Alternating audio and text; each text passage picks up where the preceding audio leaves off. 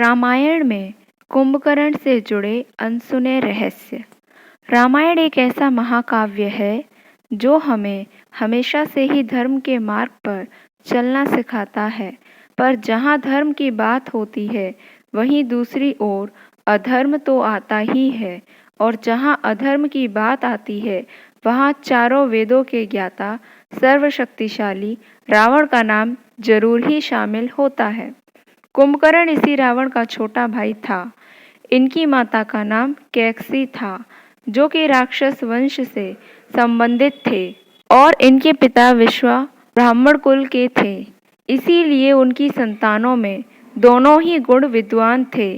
कुंभकर्ण अपने भाइयों में सबसे विशाल शरीर के साथ महाशक्तिशाली था। उनका शरीर पर्वत के समान था। वह एक बार में लाखों लोगों जितना भोजन ग्रहण कर लेता था। उनमें कई हाथियों के समान बल था। एक बार की बात है, तीनों भाई ब्रह्मदेव को प्रसन्न करने के लिए कठिन तपस्या करते हैं। कुंभकर्ण स्वर्ग में अपना आधिपत्य प्राप्त करना चाहता था और इसी मनसा से उसने तपस्या शुरू की। उनकी तपस्या से प्रसन्न होकर ब्रह्मदेव को वरदान हेतु आना ही पड़ा। वहीं दूसरी ओर सारे देवता इस बात से परेशान थे कि अगर कुंभकर्ण ने इंद्रासन मांग लिया तो सारे जगत में भोजन की कमी हो जाएगी। इस समस्या से निजात पाने हेतु देव इंद्र माँ सरस्वती से विनती करते हैं और माँ सरस्वती उनकी प्रार्थना स्वीकार कर लेती है।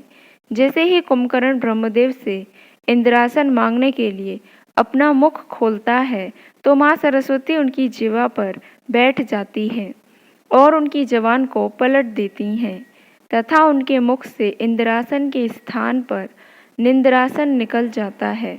उसी वक्त ब्रह्मा जी उनको तथास्तु बोलकर वरदान दे देते हैं। बाद में कुंभकर्ण और रावण को गलती का आभास होता है और वो वापस से वरदान की कामना करते हैं, पर ब्रह्मा जी कहते हैं कि वह वरदान तो वापस नहीं ले सकते, पर यह जरूर हो सकता है कि 6 माह की नींद लेकर तुम एक दिन के लिए जागोगे और पुनः 6 माह के लिए सो जाओगे।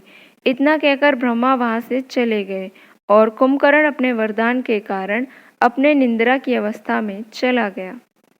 रामायण में कुंभकर्ण की अहम भूमिका। जब कुंभकर्ण निद्रा में था तो उस वक्त रावण ने माता सीता का हरण कर लिया और रावण की सेना प्रभु श्री राम से पूरी तरह हार रही होती है। यह सब देखकर रावण को अपने भाई कुंभकर्ण की याद आती है और वह विरूपाक्ष को आदेश देता है कुंभकर्ण को नींद से जगाया जाए। विरूपाक्ष कुंभकर्ण को जगाने के अथक प्रयास करते हैं और अंत में कामयाब हो ही जाते हैं। कुंभकर्ण के पूछने पर वह उनको सारा व्यतीत सुनाते हैं। यह सब सुनकर कुंभकर्ण रावण से मिलने तुरंत ही निकल पड़ते हैं और रावण को समझाने की कोशिश करते हैं कि उसने जिसका हरण किया है वह स्वयं माँ लक्ष्मी है और जिनसे वह युद्ध के लिए सोच रहा है वह भगवान नारायण हैं। कुंभकर्ण के लाख कहने पर भी रावण नहीं माना। कुंभकर्ण को धर्म नीति का पाठ पढ़ाते हुए कहा कि युद्ध और विपत्ति के घड़ी में जो अपने भाई का साथ ना दे उससे बड़ा पापी और नीच कौन होगा।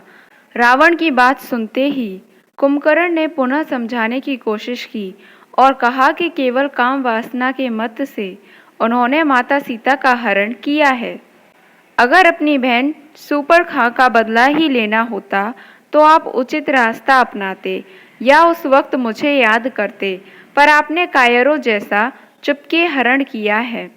पर अंत में कुंभकर्ण अपने भाई की आज्ञा लेकर कहते हैं, मेरी मृत्यु तो निश्चित है और भगवान के हाथों हो, इससे बड़ा सौभाग्य क्या होगा, और वह रणभूमि की ओर चल देते हैं। भगवान राम और कुंभकर्ण का युद्ध।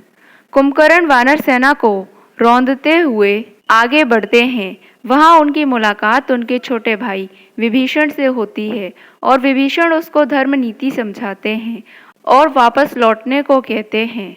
परंतु कुंभकर्ण अपने भाई की आज्ञा का पालन करने आए हैं और कहते हैं, जो भाई कुल और देश से विषम परिस्थितियों में मुख मोड़ ले उससे बड़ा नीच कौन होगा।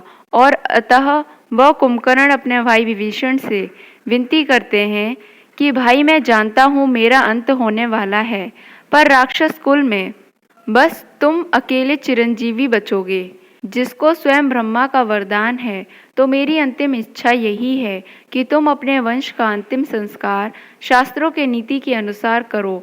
इतना सब कहकर वो विभीषण को आशीर्वाद देकर फिर से युद्ध भूमि में आ जाते हैं तथा युद्ध करते हुए अंत में श्री राम के हाथों मृत्यु को प्राप्त करते हैं। भगवान राम उनकी दोनों भुजाओं और उनके मस्तक को धड़ से अलग कर देते हैं और इस तरह इस महान राक्षस का अंत होता है, जिसने अंतिम घड़ी में भी मौत का प्रवाह किए बिना अपने कुल अपने भाई के सम्मान के लिए अपने प्राण त्याग दिए और श्री राम के हाथों मृत्यु पाकर मोक्ष को प्राप्त किया।